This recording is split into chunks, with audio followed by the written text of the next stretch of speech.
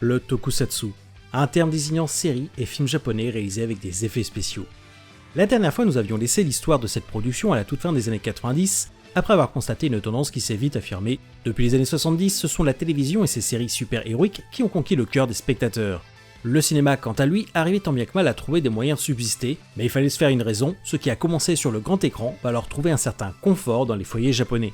Ainsi, de par leurs impacts, ce sont des générations de personnes qui sont devenues fans de ces séries durant leur enfance, à forger un véritable attrait pour ces séries atypiques, pour ne pas dire uniques. Des fans qui n'ont jamais délaissé leur passion malgré une production continuellement mise à mal et même réduite durant les années 2000, entre mentalité changeante et concurrence particulièrement écrasante. De ce fait, que reste-t-il concrètement de nos jours de cette culture tokusatsu? Comment a-t-elle traversé cette première décennie que je considère comme charnière, où beaucoup de choses se sont jouées et ont même été gravées dans le marbre? Et surtout, alors que nous entamons une nouvelle ère, comment les années 2010 ont pu apporter un certain renouveau à la production, une nouvelle perspective potentielle pour la propagation de cette culture, à trouver un certain terrain d'entente avec ce qui l'entoure. Et c'est ce que nous allons voir tout de suite. Parce qu'au final, le tokusatsu, c'est quoi au juste après 60 ans d'histoire?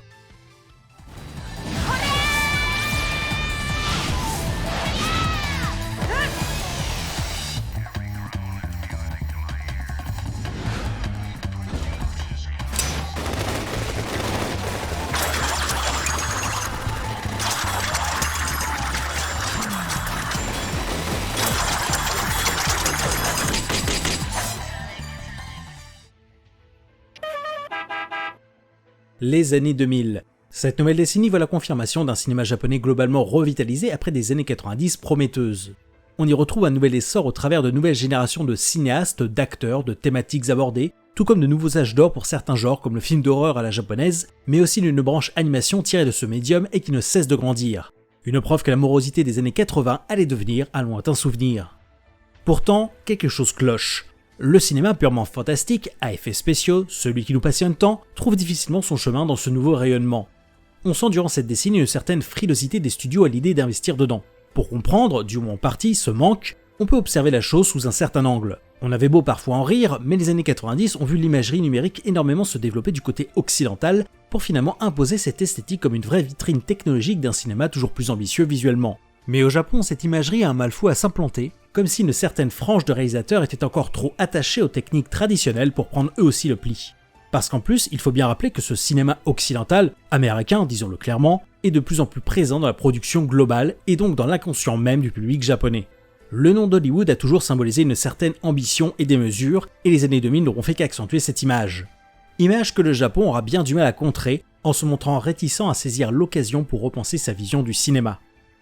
En effet, preuve de cette production fragilisée, on sent que beaucoup de studios préfèrent rester sur leurs acquis, avec des licences bien connues de la continuation de saga, en passant par l'inévitable case reboot, remake, nouvelle interprétation, le tout pour tenter de conquérir encore et toujours un public déjà connaisseur. Le studio majeur du cinéma tokusatsu des années 2000 restera bien évidemment Toho, qui ne lâchera pas l'affaire avec sa franchise historique.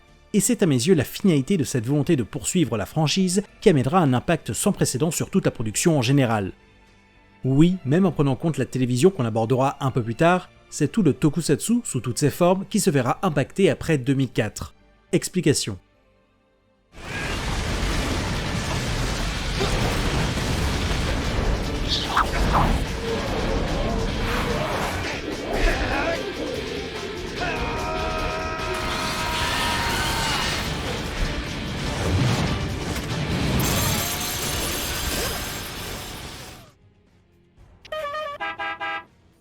La dernière fois, nous nous étions quittés avec les débuts de l'ère Millennium de la franchise Godzilla. Souvenez-vous, l'ère essai pour Godzilla s'était terminée en 1995 avec 7 films à la clé.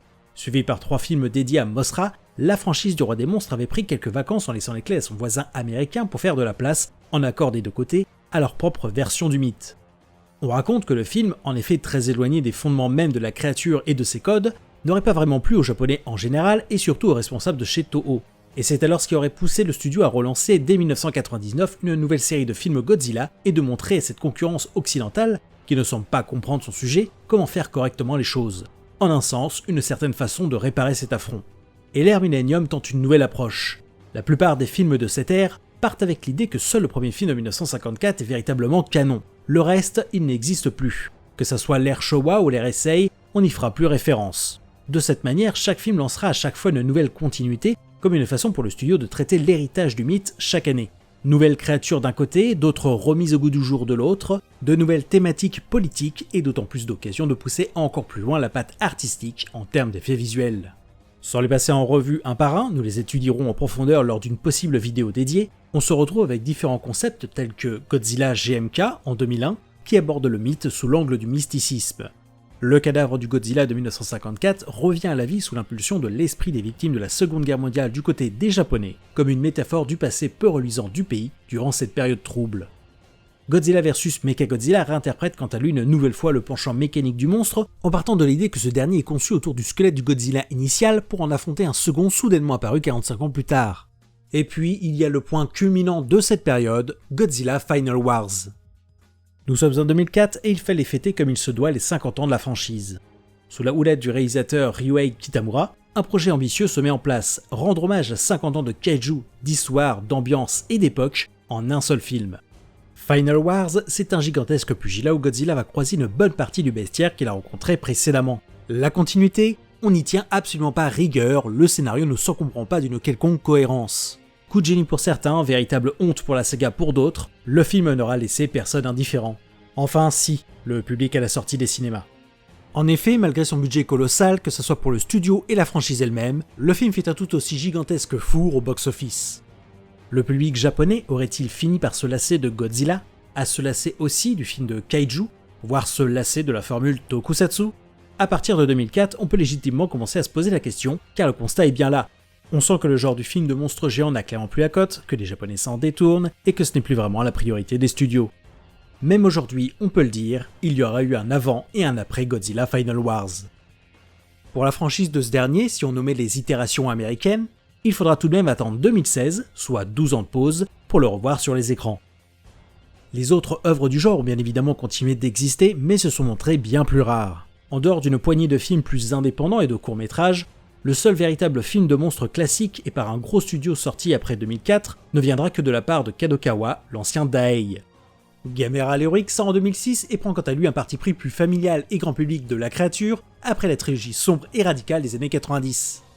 Malgré la grande qualité du métrage ne versant pas dans un simple fanservice, cela ne suffira pas à relancer la machine durablement, et même encore aujourd'hui, Gamera attend lui aussi son grand retour. Si le film de monstre géant se tasse et se replie sur lui-même comme s'il avait perdu confiance suite à l'échec de Final Wars, le cinéma tokusatsu va alors explorer, certes à petite échelle, d'autres genres et tenter d'autres approches, surtout en exploitant les nouvelles technologies pour se réinventer, mais non sans mal.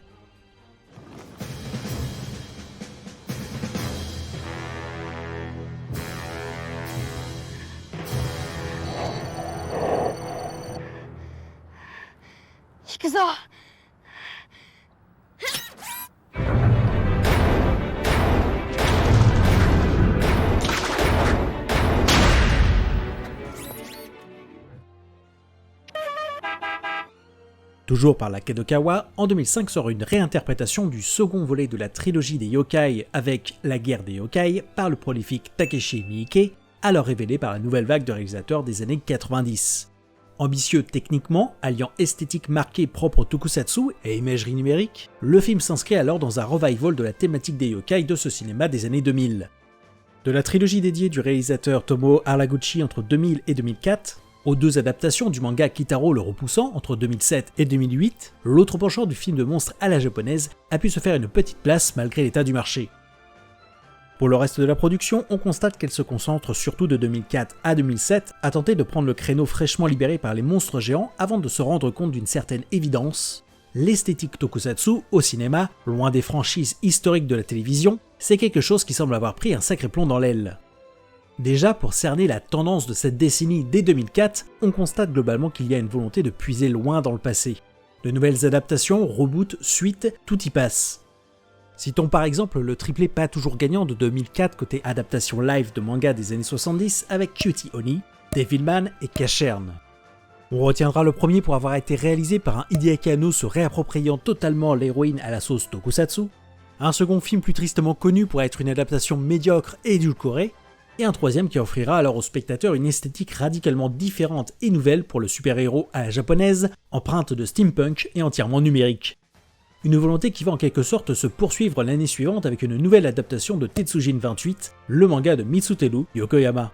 Après celle de 1960, c'est sur grand écran cette fois-ci qu'on le retrouvera, notre robot géant bleuté, et on choisira là aussi de mettre de côté l'aspect mécanique et analogique des effets visuels pour un rendu plus en adéquation avec son temps. Plutôt massivement lié à l'animation, c'est une façon pour le studio de marquer le coup à sa manière pour la représentation de la thématique du robot géant en prise de vue réelle. En 2006, 2 salles, 2 ambiances, mais toujours dans cette idée de piocher dans le passé et à nouveau ces années 70. D'un côté, Die Silver Mask, une réinterprétation expérimentale du héros tokusatsu Silver Kamen dans un triplé de moyen métrage en un seul projet. De l'autre, Thinking of Japan, une nouvelle interprétation du roman et surtout du film de 1973, en versant dans le film catastrophe plus proche de la concurrence américaine dans le style et ses visuels. Un rapprochement évident, avec une technique qui veut se mettre à la page et qui traduit surtout pour son studio, Toho, une envie de montrer qu'ils peuvent rivaliser avec l'Occident. L'occasion pour moi de faire un point sur cette situation. Même pour le public japonais, on constate que l'esthétique tokusatsu commence à sérieusement tomber en désuétude au cinéma face, en partie, à l'occidentalisation de la culture populaire japonaise. Faire des productions visuellement ambitieuses comme la concurrence, proposer de la nouveauté visuelle, tout ceci semble bien difficile pour le Japon. À quoi est-ce dû ? Peut-être à vouloir trop souvent exploiter encore et toujours les mêmes franchises, à ne prendre qu'un risque minimal provoquant une lassitude générale. Peut-être à une génération de réalisateurs encore trop frileuses avec l'utilisation du numérique pour avancer. Peut-être même l'envie aussi de conserver cette touche cinématographique japonaise bien à eux que nous, occidentaux, aimons à leur temps. Vous avez beau être sur une chaîne d'un gars qui apprécie cette esthétique et qui est toujours content de l'avoir exploitée même dans des productions récentes et qui voudrait qu'elle le soit encore longtemps, je comprends aussi que les Japonais puissent être demandeurs de quelque chose de visuellement plus clinquant, surtout en imaginant toutes les possibilités offertes en termes de mise en scène et de création d'univers par un tel changement de technique. Le tokusatsu, cette technique novatrice il y a 50 ans, est devenue avec le temps qu'une partie du décor qui compose le cinéma japonais. L'image peut sembler négative voire réductrice, mais nous allons vite voir en quoi cet élément de décor est plus important qu'il n'y paraît. En attendant, dans le contexte de l'époque, les mentalités commencent à changer. On en arrive donc à un point où l'idée même d'utiliser certaines techniques propres au tokusatsu, comme des maquettes ou le costume de monstres et de super-héros, peut prêter à sourire. L'imagerie est tellement ancrée dans la culture japonaise qu'on peut désormais en rire, s'en moquer, et on observe donc l'émergence de films, de réalisateurs n'hésitant pas à en saisir l'opportunité. Citons l'étrange mais non dénué de sens Dai Nipponjin ou Big Man Japan, sorti en 2007. Réalisé par Hitoshi Matsumoto, le film propose une sorte de relecture du concept du héros géant à la Ultraman dans un univers plus réaliste sous forme d'un faux documentaire, avec une esthétique numérique mais au rendu plus organique et dérangeant, de manière totalement volontaire. Ou alors, on peut aussi citer Zebraman, la vision du super-héros par l'inarrêtable Takeshi Miike, qui puise dans l'imagerie du héros des 70s pour en donner une réinterprétation moderne loufoque. Mais le grand spécialiste du détournement tokusatsu, c'est bien évidemment Minoru Kawasaki. L'homme s'est bâti une réputation en réalisant de nombreux films qui s'amusent à détourner plusieurs genres avec une esthétique volontairement kitsch et rétro. Sans tous les citer, comment omettre Calamari Wrestler, ce pastiche de Rocky avec son calamar géant qui fait du catch, ou Kenny Goalkeeper avec son crabe lui aussi à taille humaine qui joue au foot, ou Monster X Strike Back avec l'attaque d'un monstre géant en pleine réunion du G8. Une filmographie riche qui continue encore aujourd'hui pour notre plus grand plaisir. Et on pourrait continuer encore là-dessus tant ça s'est développé durant les années 2000. Genre vous saviez qu'il y avait carrément des studios entiers qui faisaient des films tokusatsu érotiques si ce n'est plus à la chaîne ? Maintenant oui. Ou même un Death Kappa en 2010 et son kappa géant qui se bat à coups de nunchaku. Bref, une sous-catégorie qui s'amuse des codes du tokusatsu, mais montre bien aussi à quel point on ne le prend plus vraiment au sérieux. Mais est-ce que c'est vraiment un mal ? Passons à la télévision pour comprendre les évolutions côté petit écran.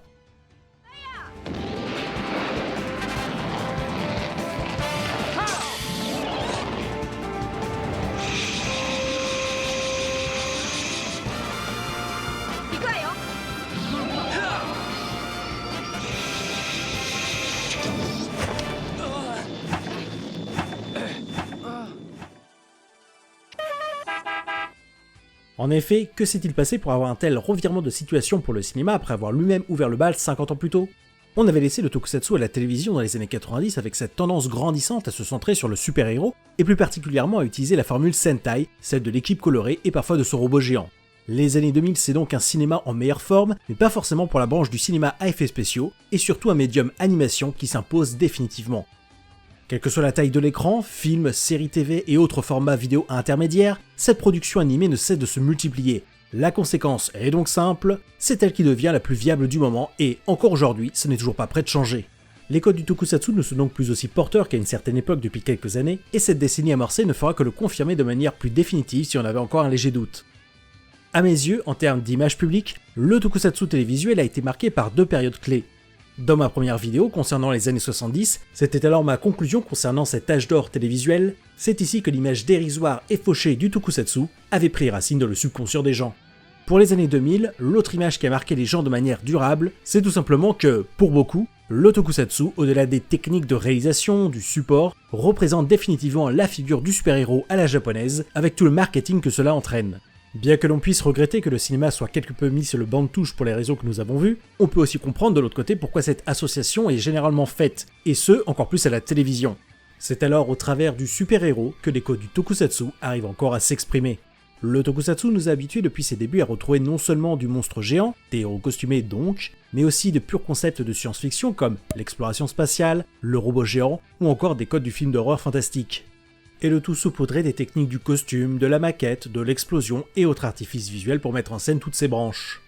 Alors, toute la force du super-héros réside dans le fait qu'on peut condenser tout ça en une seule production. Le super-héros à la japonaise, c'est, à sa façon, la cristallisation de près de 50 ans d'histoire et de techniques du cinéma japonais au sein de productions en format d'exploitation désormais bien rodé. Une esthétique qui, en parallèle au cinéma, passe justement bien mieux à la télévision car on y accepte des productions bien plus modestes techniquement, de surcroît quand on considère le public visé. Une façon pour cette production de s'affirmer comme telle en adoptant un modèle économique un peu plus définitif. Après cette explication certes longue mais nécessaire du contexte et de l'esprit dans lequel nous allons évoluer, regardons de plus près ce que le Japon nous a concrètement offert durant ce début de millénaire.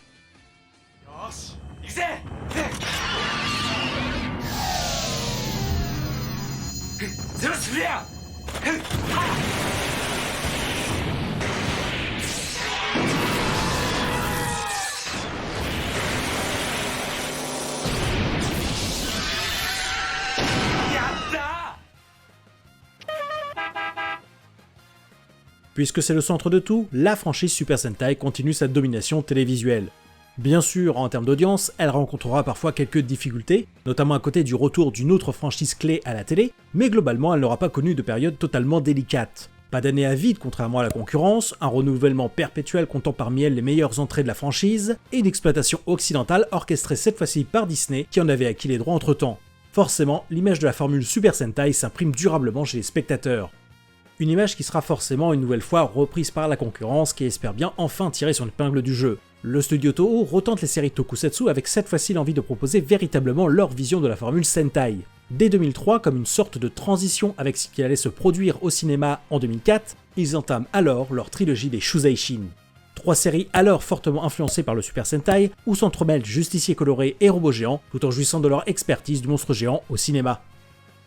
L'autre studio à vouloir surfer sur cette même idée, c'est le fabricant de jouets Takara Tomy, qui lance, non sans mal, plusieurs séries lorgnant vers le simili Sentai avec le diptyque des séries Rescue, et vers le simili Kamen Rider avec Ryukendo. Et dans le cas des Rescue, ici pas de robots géants, mais de gros véhicules bien mis en avant dans un marketing tout aussi agressif. Toutefois, pour les deux studios, après ces deux trilogies, l'aventure Tokusatsu à la télévision s'arrête bien vite, faute d'avoir convaincu son public. On peut d'ailleurs voir l'influence du Super Sentai sur la production en allant plus loin que le Tokusatsu avec cette fois-ci la licence Precure.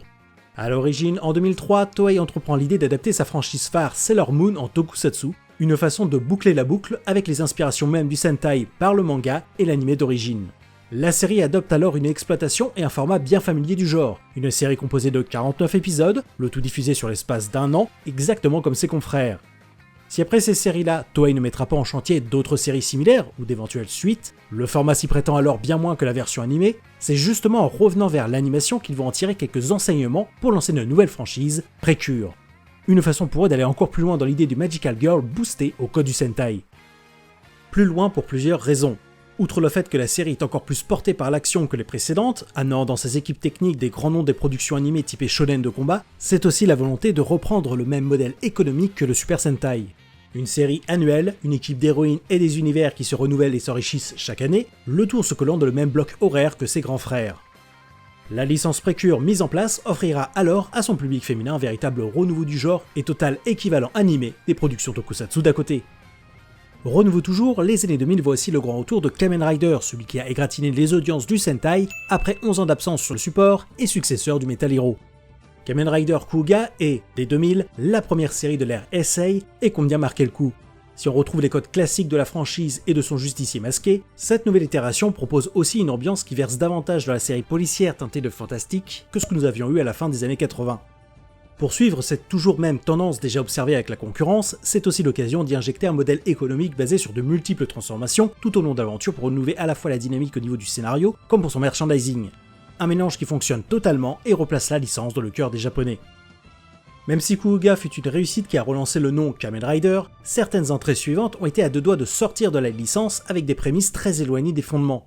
Des séries comme Ryuki et de son Battle Royale, ou Hibiki et de son univers puisant dans les yokai et autres démons japonais, n'avaient par exemple pas été pensées initialement comme des séries Kamen Rider. Mais le nom devenant de plus en plus fort par une certaine volonté marketing d'unifier au mieux les séries tokusatsu de Toei, elles finiront par revenir sous le nom de Kamen Rider tout en conservant leurs approches singulières. Au fil des années, à se montrer touche à tout dans ses approches de manière générale, la franchise s'est alors à nouveau imposée comme un des piliers du genre à compléter la formule Sentai.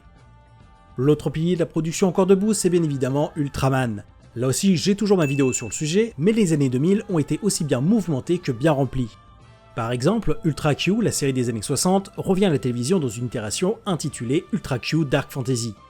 Ultraman, leur axe principal, offre une belle variété de séries et de propositions, parfois de manière forcée à cause des soucis financiers rencontrés par le studio, mais les propositions sont bien là. Des séries classiques à la longévité surprenante comme Ultraman Cosmos et ses 65 épisodes, d'autres célébrant alors la franchise comme Ultraman Mebius, ou de l'expérimental avec Ultra 7X. Si le rythme et les formats sont bien moins standardisés que la concurrence, le studio arrivera toujours à trouver son chemin jusqu'au renouveau total de 2009. Toutefois, on constate une autre tendance qui découle de tout ce que j'ai pu dire depuis le cas Super Sentai. Tsuburaya, respectivement en 2007 et 2006, avait tenté de lancer deux autres séries en dehors de la franchise Ultraman. Metal Kaiser fut une série avortée qui devait être la première itération à la Ultraman pour le marché chinois. Ensuite, c'est la chaîne publique NHK qui demande à Tsuburaya d'avoir sa propre série Ultraman. Ce dernier décline, occupé par d'autres projets déjà dans cet univers, mais propose à la place la série Bioplanet Wu, une autre série à la Ultraman aussi, reprenant au passage des ébauches de concepts laissés par feu Eiji Tsuburaya. Le point commun, vous l'avez. On ne voit alors plus que Tsuburaya par le prisme de la formule Ultraman, à demander des clones dès qu'on s'écarte un peu de la franchise mère.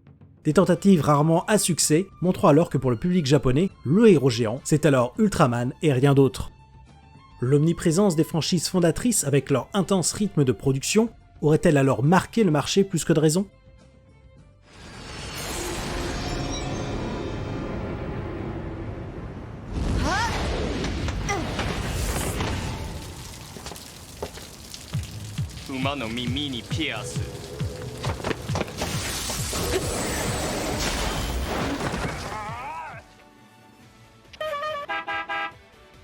Face à cette question, voici mon constat.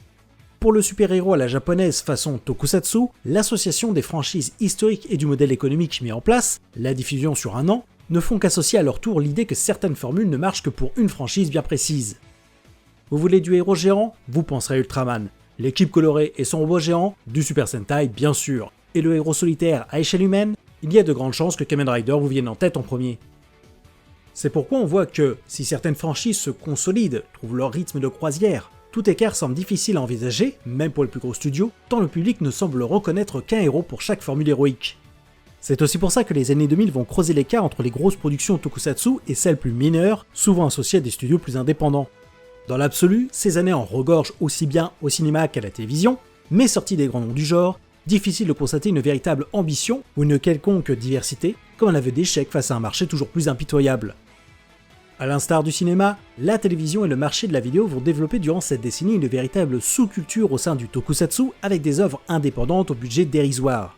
Des œuvres qui, compte tenu de la situation, vont jouer justement avec l'impossibilité de rivaliser avec les plus grands, à exploiter l'image parfois ringarde et désuète laissée en partie par les années 70 comme un argument marketing de niche, à alterner entre un hommage fauché et le gros pastiche un brin moqueur d'une production qui semble stagner. Il est alors plus difficile de trouver des entre-deux plus modestes.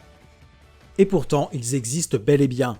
Ils ne sont pas nombreux, mais on peut aussi en trouver durant cette décennie qui tentent de proposer parfois quelque chose de plus original sur le marché, tout en reconnaissant et assumant ses limites.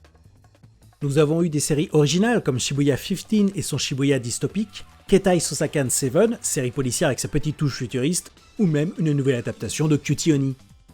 Mais si vous regardez ces séries alternatives, parfois plus indépendantes, quelque chose saute aux yeux.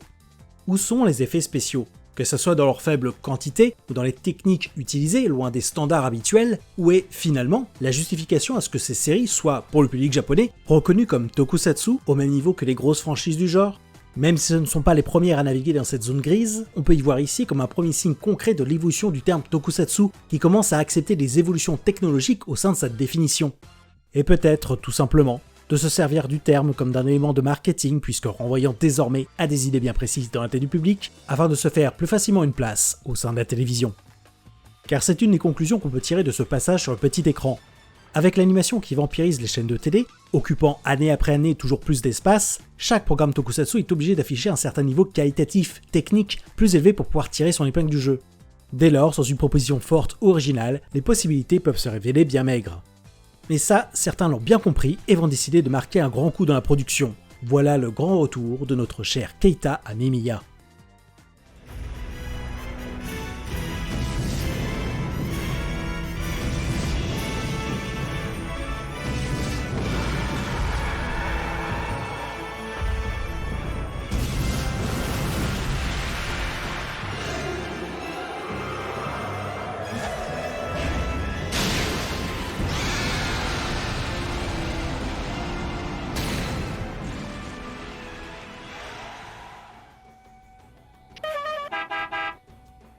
En 2000, Amemiya sort la série Tekoki Mekazuki, un véritable hommage passionné aux robots géants façon Tetsujin 28 et Giant Robot, sous la forme d'une série tokusatsu ambitieuse, à haut budget, et saisissant l'occasion d'explorer de nouvelles voies avec un renfort important du numérique. En 2005, il revient sur les écrans avec ce qui est encore aujourd'hui son travail le plus connu et emblématique, Garo, pour le compte de la Tohoku Shinsha. J'avais déjà abordé les 2 premières saisons il y a quelques années de cela, mais pour résumer l'idée derrière ce projet, proposer un tokusatsu avec une esthétique, une ambition technique et un public visé qui tranche radicalement avec la norme plus mainstream. Une série qui met alors en place une ambiance plus sombre et horrifique que la concurrence, avec son esthétique gothique et baroque, sans hésiter à afficher une certaine violence graphique. Touche à tout, l'apport du numérique permet à Amemiya et ses équipes d'aller plus loin dans la mise en scène qu'en face, à s'intégrer dans les codes du genre tout en se détachant d'un certain poids des traditions. Ainsi, on peut voir dans la proposition de Garo une façon d'accompagner le fan de tokusatsu de longue date qui, à l'âge adulte, pourrait désirer quelque chose de plus en adéquation avec son bagage culturel. Une proposition qui s'accompagne d'un merchandising bien moins agressif que des séries jeunesse et construit des univers au fur et à mesure, avec à terme une certaine continuité dans les événements dépeints. Des séries qui sont donc plus courtes, accompagnées de quelques films, parfois plus espacés dans le temps, et bien loin de l'exploitation purement annuelle de la concurrence, voilà ce qui explique en partie le succès de la franchise. Et sans surprise, elle perdure encore aujourd'hui, exploitant même l'animation pour s'étendre, quelque chose de finalement assez peu courant chez les autres studios, peu enclin à la nouveauté et à s'ouvrir vers de nouveaux horizons. C'est d'ailleurs ce que nous allons voir avec les années 2010.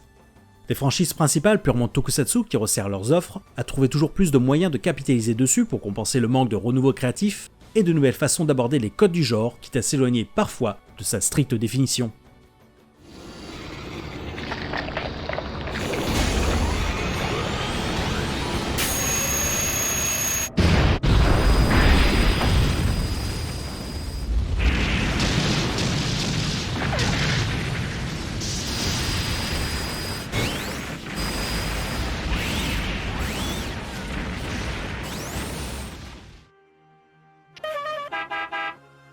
Nous voilà ainsi proches de la fin de cette rétrospective sur la production tokusatsu. Dans quel état d'esprit pouvons-nous l'imaginer au début des années 2010 ? De manière globale, à travers le monde, le constat est clair. L'esthétique numérique est définitivement devenue la nouvelle norme, l'évolution logique et inévitable des effets spéciaux au cinéma, portée par un marché américain tout-puissant. Si son utilisation presque abusive et pas toujours justifiée pouvait et peut parfois encore aujourd'hui déplaire, difficile de nier aussi ses nombreux apports esthétiques et pratiques, en plus d'être l'avancée technique naturelle des choses. Par exemple, pour le côté pratique, on oublie souvent quelque chose, et encore plus pour la formule tokusatsu, la profusion d'éléments fabriqués et parfois détruits pour une série, un film et parfois juste pour une seule scène clé.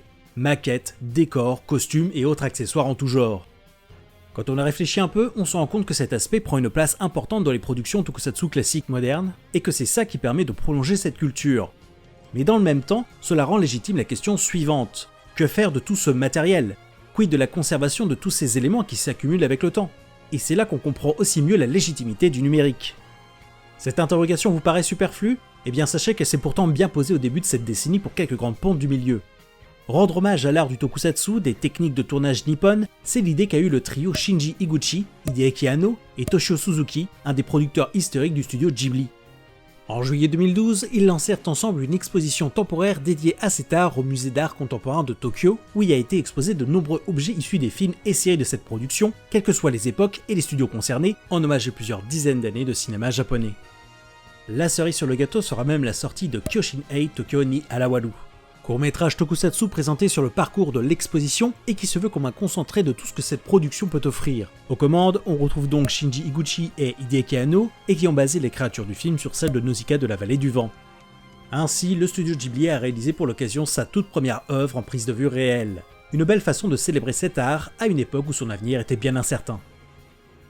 Les années 2000 en avaient déjà montré quelques signes, mais je pense que c'est véritablement durant cette période que la production tokusatsu prend conscience de ses limites.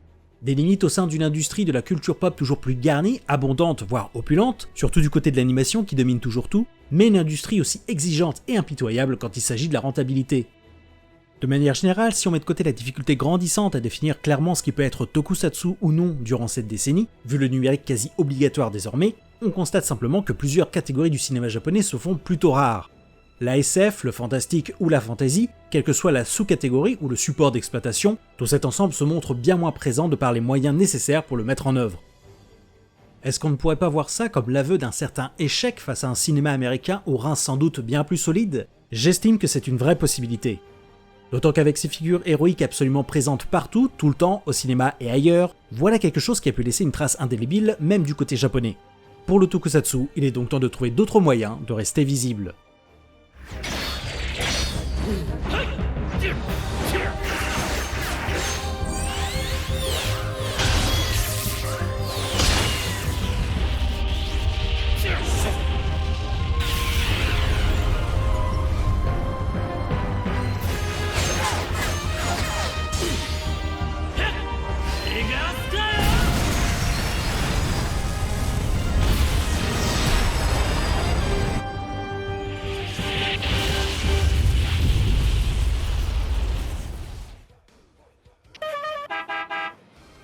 On prend donc conscience qu'il est véritablement difficile de lancer de nouvelles franchises et concepts sans s'assurer derrière d'une certaine rentabilité, même minime.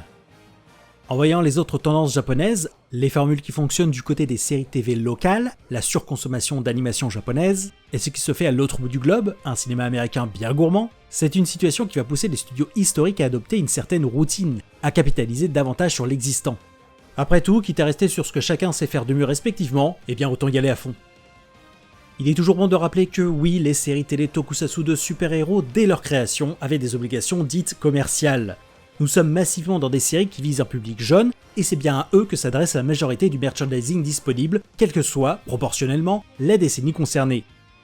Mais il est vrai que depuis les années 2000, ce lien entre la conception des séries même et du merchandising s'est beaucoup resserré, et les années 2010 enfoncent encore plus le clou. Tout en conservant l'exploitation annuelle, les choses s'intensifient. Pour le Super Sentai, c'est la confirmation de l'envie d'en offrir toujours plus aux spectateurs. Des séries comme Yuden Sentai Kyuuger en 2013 ou Uchu Sentai Kyuranger en 2017 proposent à ce jour les équipes les plus garnies avec, respectivement, 10 et 12 membres, multipliant par la même occasion les robots, leurs accessoires et autres possibilités presque infinies de combinaisons. Du côté de Kamen Rider, les années 2010 vont aller encore plus loin dans la création des gimmicks de transformation tout en s'écartant du concept initial, comme avec Kamen Rider Gaim et ses danses fruitées, Kamen Rider Ex-Aid et ses jeux vidéo en milieu hospitalier, et même Kamen Rider Zio, profitant de ce concept basé sur le voyage dans le temps pour revisiter 20 ans de séries modernes. Une volonté alors de créer un lien fort avec les générations précédentes, qui ne passera pas inaperçu non plus pour la concurrence avec la franchise Ultraman.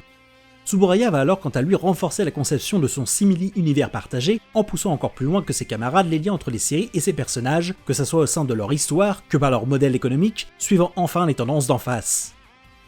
En somme, le fameux trio des franchises du genre mainstream était clairement en train de paver la voie. Plus loin encore, c'est la construction et l'exploitation même des séries qui se renforcent. C'est-à-dire que si d'un côté on produit moins en termes de diversité, de l'autre chaque série mainstream des franchises précédemment citées va être bien plus exploitée durant son année de diffusion. C'est alors le bal des œuvres dérivées sur d'autres supports. Cinéma, les services de streaming type SVOD ou bonus au format DVD et Blu-ray, tout est bon pour prolonger l'expérience du spectateur de la série principale et ne pas le faire lâcher prise immédiatement. Et autant dire de suite que l'explosion du super-héros à l'américaine aura bien évidemment eu son petit impact, avec l'inévitable tendance aux univers partagés, forcés et poussés un peu partout à rendre exceptionnelles des rencontres entre franchises ou générations de héros. Et on ne va pas se le cacher, pour le genre ça n'a pas été son meilleur atout, à privilégier la quantité au détriment de la qualité. Et c'est un peu la même chose pour Garo. La Tokushinsha, qui aurait pu passer à autre chose, va suivre un peu la marche en exploitant régulièrement plusieurs supports, profitant de son statut presque unique de Tokusatsu TV pour adultes. En somme, la partie visible de l'iceberg s'uniformise à sa façon et trouve à nouveau son rythme. Pour le cinéma, c'est alors en 2016 qu'un vent de nouveautés va arriver sur le monde du Tokusatsu et va peut-être redistribuer certaines cartes.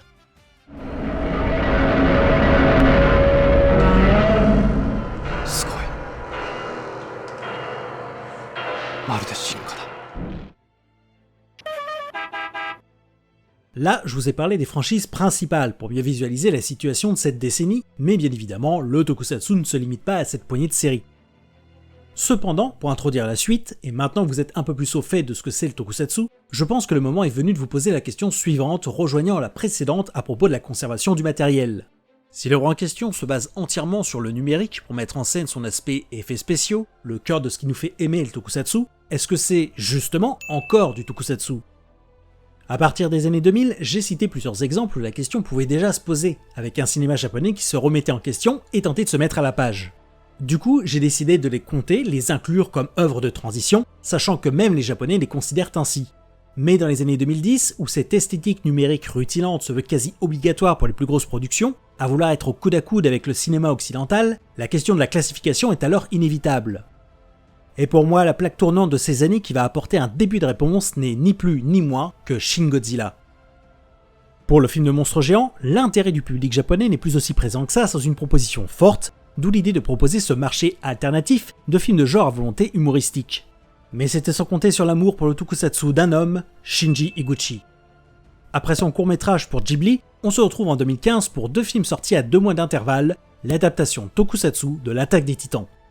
Renforcé par les effets spéciaux modernes, Higuchi va surtout insuffler sa passion de ce à la japonaise dans le projet, appuyé dans les principes ancestraux du costume, de la maquette et même de la marionnette pour donner vie à l'univers de Hajime Isayama. Si les choix scénaristiques rebutent les plus pointilleux amateurs de l'œuvre originale, le mélange technologique confère au film une atmosphère pesante, montrant une belle façon de dépoussiérer l'esthétique tokusatsu par des moyens modernes. L'année suivante, c'est un autre projet qui arrive dans les mains de Higuchi, et cette fois-ci accompagné de Hideaki Anno une nouvelle fois, avec donc Shin Godzilla. Un important projet qui a pour but de ressusciter la franchise, rappelons-le, en stand-by depuis l'échec de Final Wars en 2004. Autant dire de suite que la pression sur les épaules du dynamique duo était énorme. Les premières ébauches du projet envisagent quelque chose d'assez similaire aux techniques employées par l'Attaque des Titans.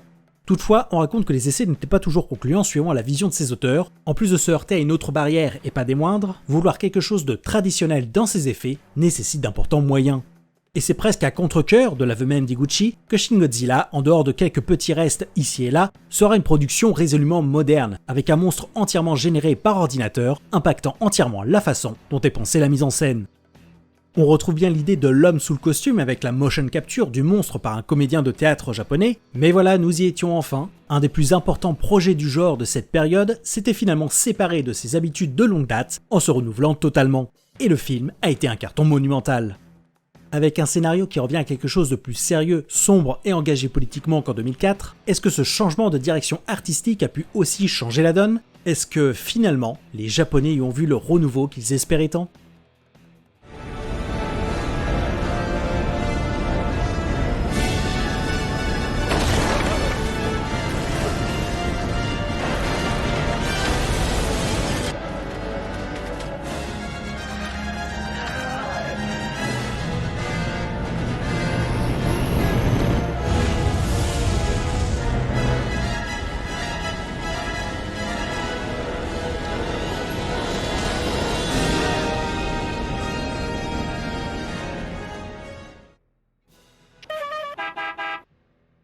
En tant qu'occidental qui ne voit la chose obligatoirement que par un prisme imparfait, y voir un renouveau salvateur, c'est tout de même une possibilité envisageable. Et depuis 2016, il existe une envie toujours plus grandissante de moderniser la production cinématographique japonaise. Bien sûr, des œuvres nippones 100% assistées par ordinateur ont existé par le passé, et j'ai pu en citer ici. Mais il y avait encore ce côté balbutiant pour la plupart, tâtant le terrain sans trop savoir si c'était vraiment la bonne option. Une étape donc laborieuse, mais nécessaire pour avancer. Par exemple, en 2015, le studio Kadokawa avait sorti un court-métrage dédié à Gamera, en optant aussi pour du numérique afin de montrer le potentiel de franchir cette étape obligatoire. Et même si depuis, on attend toujours des nouvelles de notre tortue géante, cela prouve tout de même que les mentalités étaient en train de changer. Bien sûr, et c'est tant mieux, ça n'empêche pas aux deux approches de cohabiter. On pourra alors citer un Love and Peace de Sion Sono et cette autre tortue vouée à grandir au-delà du raisonnable, ou même un Brave Storm qui opte quant à lui pour la remise à jour musclée de vieilles licences du tokusatsu, proposant ainsi deux visions différentes. Et j'en viendrai même à la conclusion suivante sur cet aspect. À la manière d'un Godzilla de 1954, un projet conçu dans le but de montrer que le cinéma japonais pouvait rivaliser avec le cinéma américain, déjà très populaire à l'époque, Shin Godzilla est peut-être en passe de devenir son potentiel équivalent moderne.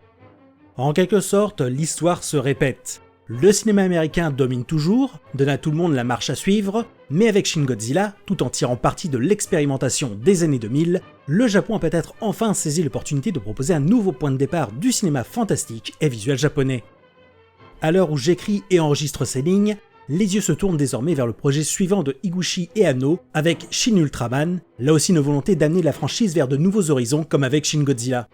Et la cerise sur le gâteau, comme pour former une trilogie du renouveau, 2023 mènera au cinéma un certain Shin Kamen Rider, encore et toujours par Anno. Pourra-t-on voir dans ces Ultraman et Kamen Rider des signes de renouvellement profond pour le genre super-héros ? Seul l'avenir nous le dira, mais il y a fort à parier qu'ils auront un impact important sur le genre, et ça, on a hâte de le découvrir. Quant à la question de savoir si ces nouvelles productions, qui cherchent à remplacer les anciennes méthodes, peuvent être qualifiées de tokusatsu, c'est un petit peu au cas par cas. D'une certaine façon, le terme évolue quelque peu. Si pour ce faire il doit rester en prise de vue réelle, on parle d'effets spéciaux, rappelons-le, c'est aussi la mise en scène, les histoires racontées et les designs de cette dimension fantastique qui nous rappellent que nous sommes bien devant une œuvre tokusatsu qui en puise tout un héritage. Bien sûr, on peut parfois regretter que le Japon ait suivi cette concurrence occidentale, mais force est de constater que le tokusatsu n'en mourra pas, loin de là, et pourra même en tirer parti pour avancer. D'autant que question impact sur la pop culture japonaise, le tokusatsu n'a absolument pas à rougir face au reste, et c'est bien là une de ses plus grandes forces. Le tokusatsu est alors partout, et parfois même sans qu'on le remarque.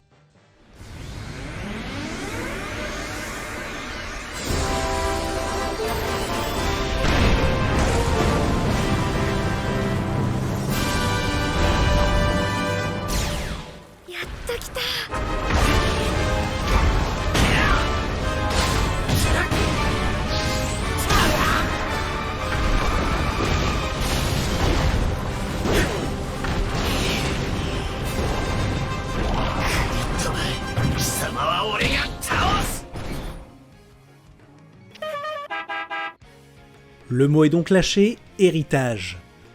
À savoir les retombées de 60 ans de production et de la façon dont elle a marqué des générations d'auteurs, de réalisateurs, d'animateurs et j'en passe, au-delà même des frontières du tokusatsu. Ce dernier est plus que jamais présent dans la pop culture japonaise et il n'est pas prêt de nous lâcher. Et même si on peut trouver plein d'exemples dans chaque décennie, la pratique ne date évidemment pas d'hier, j'estime que c'est véritablement à partir des années 2010 que cette notion d'héritage se manifeste réellement et prend alors tout son sens. La décennie 2010, c'est un peu celle où les studios vont vouloir exploiter certaines thématiques, genres et même tout simplement licences du tokusatsu sous d'autres formes, viser un autre public encore peu familier avec tout ça. Et l'animation massivement installée dans la culture japonaise en est le tremplin parfait. Et on ne peut pas dire qu'on manque d'exemples. Après un Shin Godzilla qui a relancé la franchise, plusieurs projets d'animation tournant autour de Godzilla sont lancés.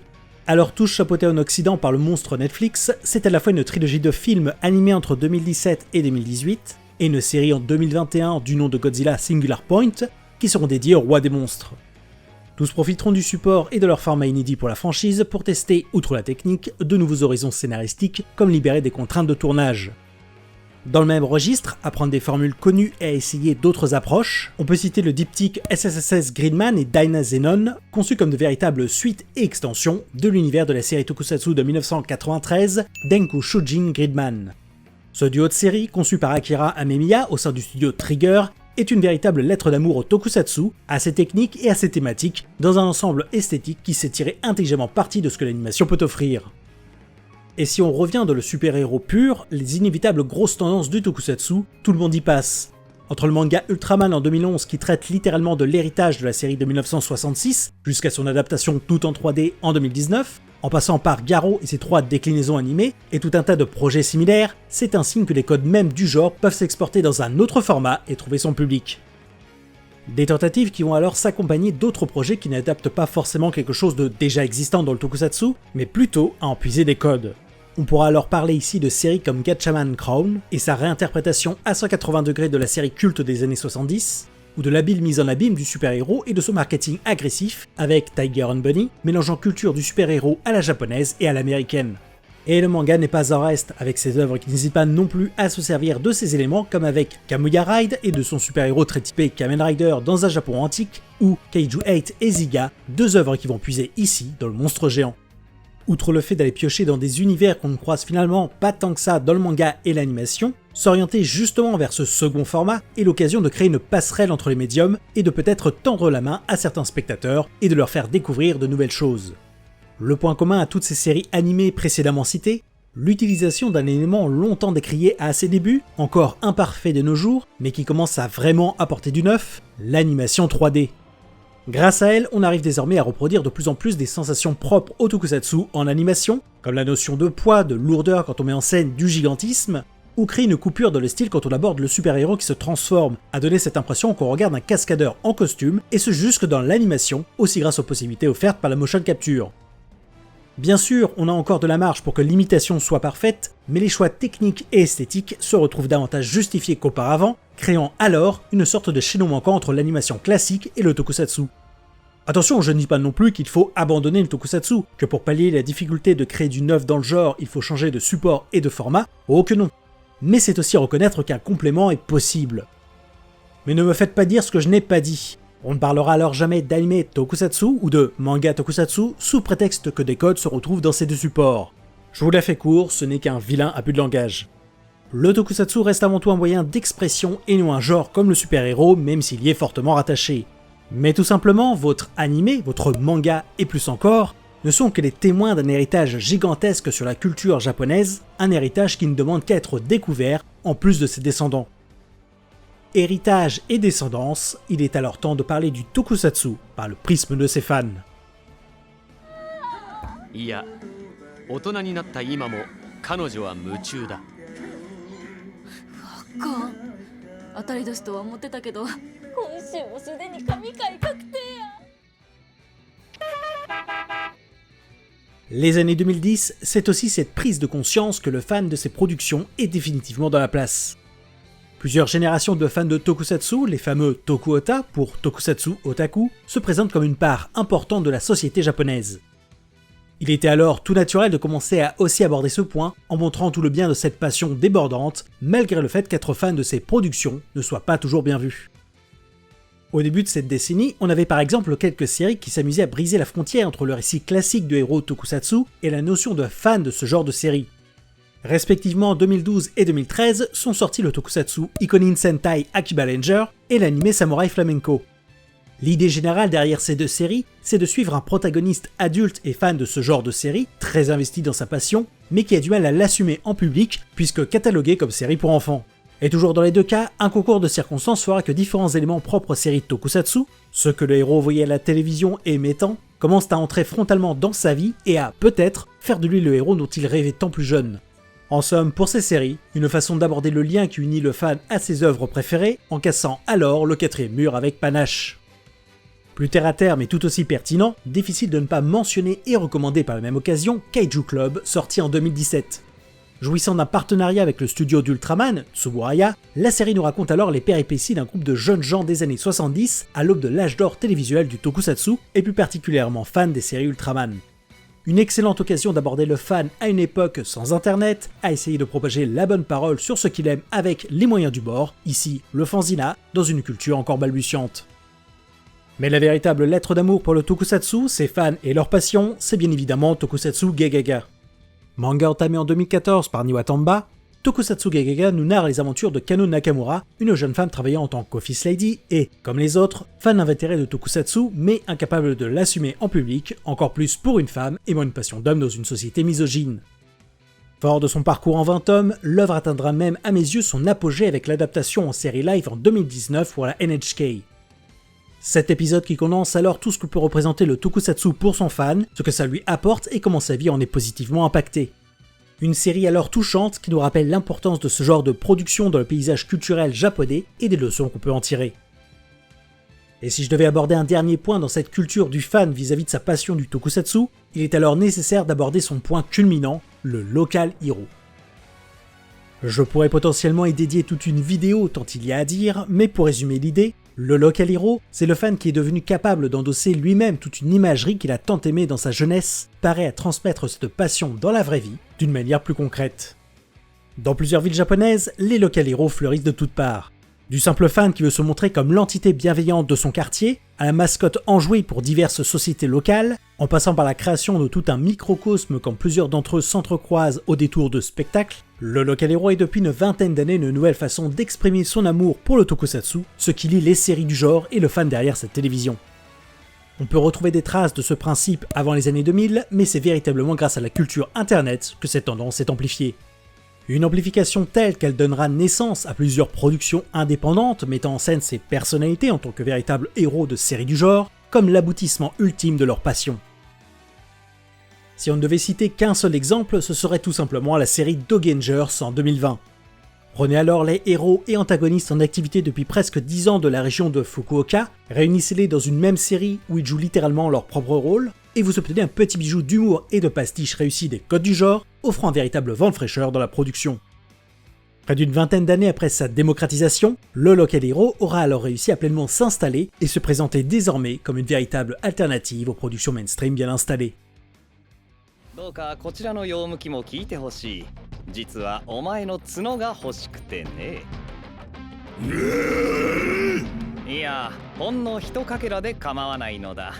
削り取る間、おとなしくしていてくれないか。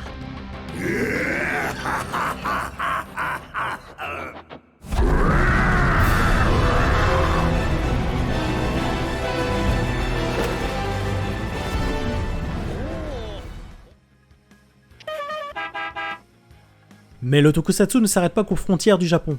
Bien sûr, si on veut être un peu pointilleux et juste, la définition et les bases du tokusatsu sont bel et bien japonaises par essence. Mais avec sa production au fil du temps, cette influence a su s'exporter de manière plus ou moins directe à l'étranger. Que ça soit dans le reste de l'Asie ou en Occident, on constate que le tokusatsu, ses techniques et son esthétique, voyagent partout dans le monde. Rien qu'en Asie, plusieurs pays ont aussi cédé à l'envie de plonger dans ce genre de production. On en trouve partout. Taïwan cultive par exemple depuis les années 80 cette spécialité dans les séries d'action remplies d'effets spéciaux, cette philosophie bien japonaise quand on y repense, à base de marionnettes et continue encore de nos jours, notamment collaborant avec le Japon, avec le désormais connu Thunderbolt Fantasy. Et de manière plus classique, l'imagerie du super-héros à la japonaise s'exporte aussi dans les pays voisins, créant leur propre mythologie. On va donc retrouver tous ces codes bien connus dans des pays tels que la Corée du Sud avec X-Garyon en 2019, la Chine et sa saga des Armor Heroes depuis 2008, et même l'Indonésie avec sa franchise Satria Garuda en 2013. Ah et sinon vous savez que la Corée du Nord avait sorti un film de kaiju dans les années 80 de son petit nom Pulgasari? Maintenant oui. Quant à l'Occident, il n'est pas en reste non plus, bien évidemment. Des hommages aux techniques japonaises par le passé, à l'exploitation récente américaine de Godzilla, avec la création du court mais intense Monsterverse, en passant par les inspirations diverses comme avec des films tels que Colossal, Rampage ou tout simplement la franchise Pacific Rim, difficile de nier que tout cet aspect de la culture japonaise soit passé inaperçu, même chez nous. Et surtout, plus proche de nous et véritable symbole de ce rayonnement culturel jusqu'à nos portes, citons tout simplement France 5. Débuté en 2000, le projet s'est d'office présenté comme un pastiche amateur de Super Sentai, réalisé par des passionnés nourris à cette culture dans les années 80. Terminée en 2013, la série, de par son humour bon enfant et surtout traversée par une véritable passion communicative pour le genre, à s'amuser des codes tout en les respectant scrupuleusement, a su marquer les fans français et bien plus encore. En effet, l'engouement était tel que même au Japon, la série a fini par se faire connaître, avoir son propre générique chanté par les grosses pointures du genre et possède ainsi sa propre fanbase. Une belle façon de boucler la boucle et symboliser que le tokusatsu ne se limite plus qu'au Japon. 森宮大志くん。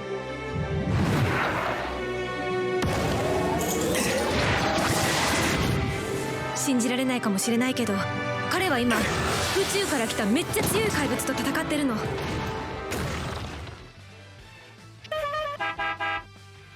C'est donc la fin de cette vidéo, de cette rétrospective.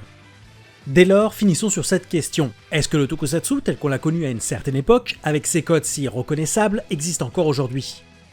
Est-ce que ce terme veut encore dire quelque chose? Oui, bien sûr. Mais sa définition, ce qu'elle représente, n'est peut-être plus aussi évidente qu'à une certaine époque avec les évolutions technologiques au cours de ces 20 dernières années.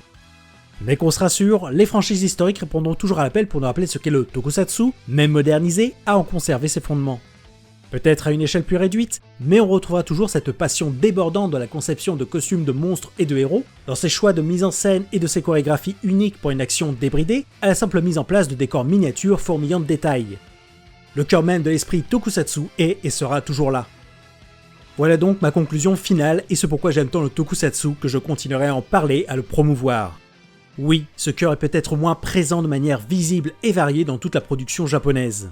Mais, à y regarder de plus près, son impact est quant à lui bien présent. Des générations entières de japonais, et même à travers le monde, ont grandi avec ces productions et ont fini eux-mêmes par transmettre ces codes de diverses façons, à les diluer dans toute la culture japonaise et même plus loin encore, comme une preuve d'affection pour tous ces genres. Il est vrai qu'avec le temps, on ne retrouvera peut-être plus exactement sous la même forme qu'avant certains éléments, car les choses évoluent après tout, mais l'influence de cette culture tokusatsu sera toujours perceptible. D'autant qu'en parallèle à ces perspectives d'avenir, ce sont des décennies de production qui sont déjà à portée de main, et elles ont déjà beaucoup à nous offrir et à nous apprendre. De leur message véhiculé, de l'originalité de leur concept à leur esthétisme lié à la culture des effets spéciaux traditionnels, le tokusatsu est tout un pan de la production audiovisuelle japonaise qui mérite notre attention, d'être approfondi et surtout d'être partagé. Et d'ailleurs, pour vous, c'est quoi le tokusatsu au juste?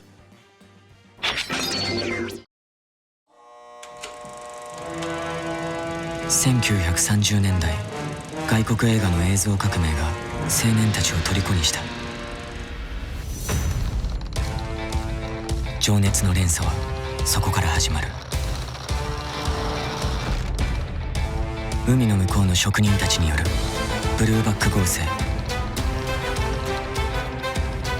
プロジェクション、ストップモーション、見たこともない技術が日本の若き映画人たちに火をつけた。それから20年、厳しい時代も乗り越え、彼らは日本独自の特撮技術を発明した。情熱ある仕事、その熱は次の誰かに受け継がれていく。ボス、ブルーインパクト。